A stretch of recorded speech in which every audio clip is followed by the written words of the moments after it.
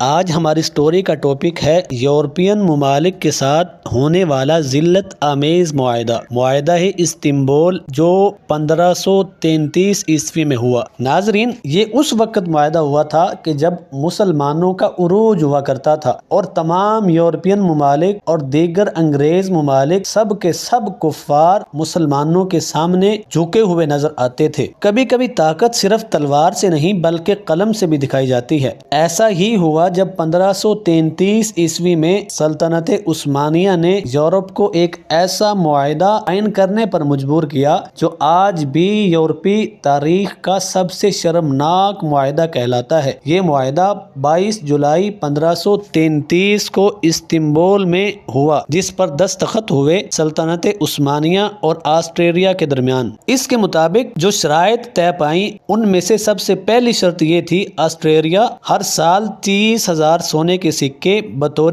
جزیہ سلطنت عثمانیہ کو ادا کیا کرے گی۔ نمبر 2، یورپ کے تمام بادشاہ بشمول فرڈینانڈ جو بادشاہ جرمنی تھا اور شاہ چارلس پنجم یعنی اسپین کا بادشاہ عثمانی سلطنت کے صدر اعظم کے برابر درجہ رکھیں گے، یعنی وہ سلطان سلیمان کے برابر نہیں ہو سکیں گے۔ کسی بھی یورپی بادشاہ کو لقب شہنشاہ رکھنے کی اجازت نہ ہوگی۔ یہ لقب صرف اور صرف خلیفہ وقت یعنی عثمانی سلطان کے لیے مخصوص تھا، اور اگر کوئی ملک معاہدے کی خلاف ورزی کرتا تھا تو یہ سلطنت عثمانیہ کے خلاف اعلان جنگ سمجھا جاتا تھا۔ اس وقت سلطان سلیمان کے قانون کی فوجیں یورپ کے دل تک پہنچ چکی تھیں اور یورپ مسلمانوں کے ڈر سے تھر تھر کانپنے لگا تھا، لیکن انہوں نے یہ معاہدہ اس لیے کیا کیونکہ صفوی شاہ ایران نے موقع دیکھ کر بغداد پر حملہ کرنے کی تیاری کر لی تھی۔ سلطان سلیمان نے ایک طرف یورپ کو جھکا دیا